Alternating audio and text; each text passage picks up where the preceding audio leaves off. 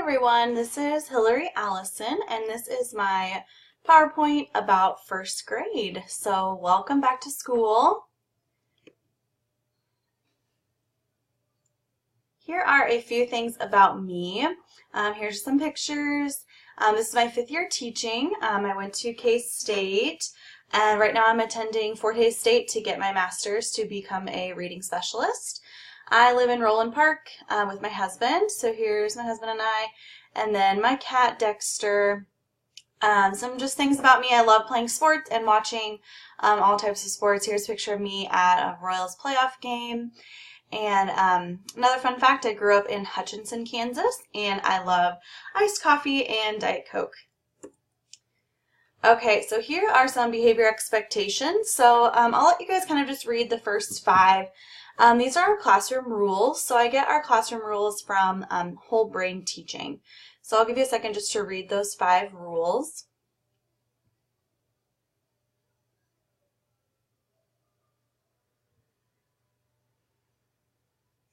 Okay, so down below, I just kind of made a little list of failure to comply. So I give students a verbal warning or warnings, loss of points, so I'll talk about dojo points here in a minute. Step 3 would be a think sheet if it's a repeated offense and just won't stop. Think sheets are where students will write about what they have not done correctly, and we'll think about solutions for next time. And then office referral only if necessary. Okay, so Class Dojo is my next slide. I love Class Dojo. It's a communication tool, but it's also a behavior tracking app for the classroom. The kids love Class Dojo. It's fun and interactive. Students earn points for positive behaviors, or they can lose points for negative behaviors. I use Class Dojo because I love to have a positive learning environment in the classroom, so I literally give out 99% positive points. So the students love to be able to track their points and to see how much they can earn in a day or throughout the whole entire week. So students will be able to earn coupons based on their points or different little rewards. So when they get to 20 points, that's when they get to earn a new reward. So like for example, when they get to 20 points for the first time, they might get a little prize from me for my treasure box. Or when they get to 40 points, they might get to change their dojo character. When they get to 60, they might get a coupon, like to have their shoes off in the classroom for the day or something like that. I use Dojo not just for behavior tracking, I also use it as a communication tool. So make sure that you get connected with us, because I'll send out messages, like reminders, or I'll share pictures or videos of what we're doing in the classroom. So if you ever have any questions about Dojo, just please feel free to ask me. Okay, so here are our core subjects. I'll give you a second to read those. Okay, so I'll start off with talking about spelling, which kind of goes along with our reading. So we use Words Their Way program. This is a great word study for students, and the whole building will be using it this year, and district will be using it this year. So what we do first is we kind of assess the students on their knowledge of different vowel patterns, blends, digraphs, and that's how we put them into their spelling group. So students will be working specifically on what they need to be successful in their spelling. So spelling lists will be passed out on Mondays, and tests will be Fridays. If there's ever a change in the schedule, like we have a shortened week, I'll communicate with you on that. We practice spelling words in the classroom and do daily spelling activities that you'll see come home, but practice at home is also very, very highly encouraged and extremely important. Okay, so homework. All right, so we will have math homework, and it will begin this upcoming week. So it will be sent home Mondays through Thursdays. We won't have any homework on, or we won't have any math homework on Fridays. Occasionally we won't have homework, and I will try to always send an email reminder that we don't. That could be kind of a random day, but I always try to send home a reminder that, hey, we don't have homework tonight.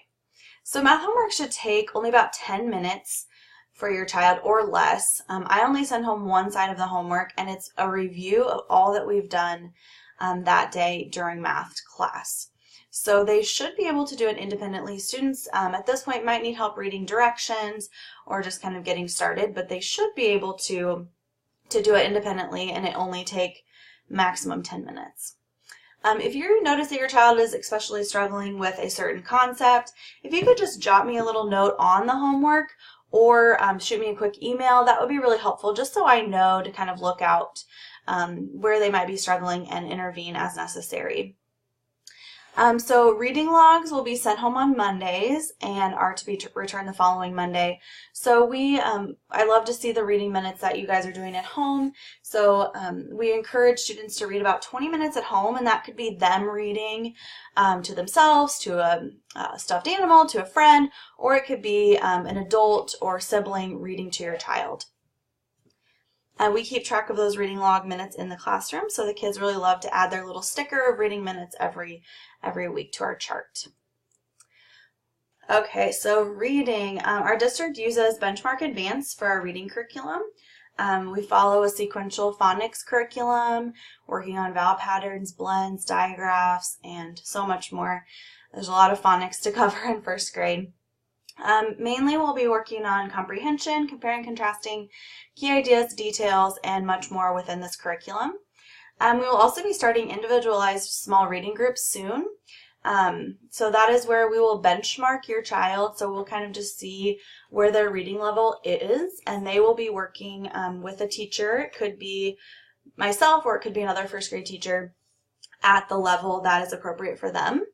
And once we start those groups, your child will be coming home with a red, blue, or yellow reading bag, and it will have their book that they've been working on all week in their reading group inside that bag. So they should be able to read that book fairly independently since they've been working on it all week. And again, if you're noticing struggles with your child once they bring the book home, just drop me a quick note. There'll be a little reading log inside the bag as well. You can just kind of write me on that or shoot me a quick email, so just so I can be aware of what they're doing at home. Okay, so here's our math. Our district uses Envision Math as our curriculum, and I'll just give you a minute or so to read our main topics that we'll cover this year.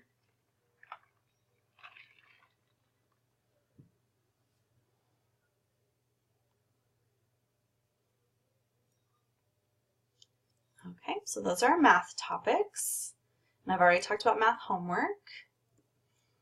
So science and social studies. So what we do with science and social studies is we switch on and off by quarters. So first quarter we will start with social studies, second quarter we'll do science, third quarter social studies, and then fourth quarter science. So we try to do a lot of cross-curricular activities, so we might do some social studies while we're doing science or vice versa. So here are our main science topics and our main social studies topics that I'll give you a second to read as well.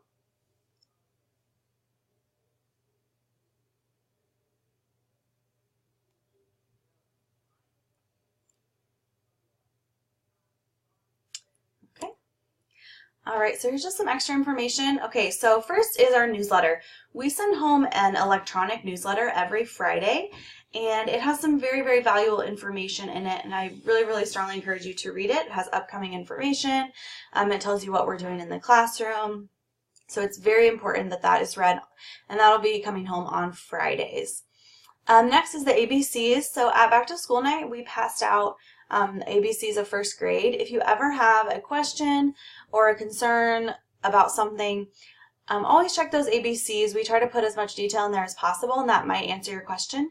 Obviously, we always, we'll answer your questions regardless if you can't find it in the ABCs or just want to shoot us a quick email. Next is birthdays.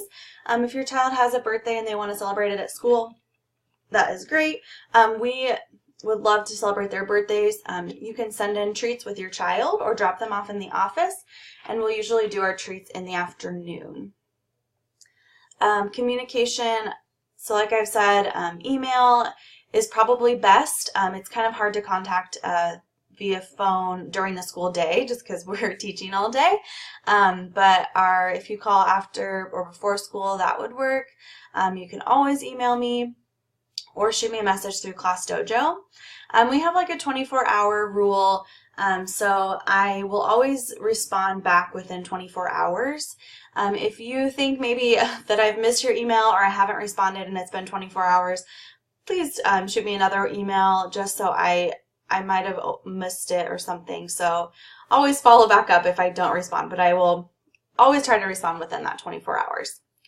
Okay, dismissal. So especially in first grade, sometimes the kiddos get confused if they change their dismissal a lot. So please either send in a note or call the office, give me an email if your child is going home a different way.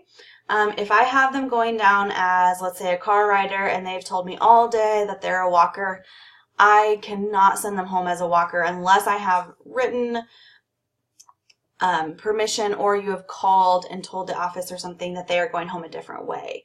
So dismissal can kind of be a crazy, hectic time. So if you just could make sure that you let me know if you're having your child go home a different way, that would be excellent.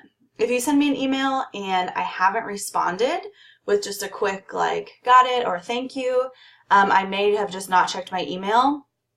So if I haven't responded to you, that may mean I haven't received it.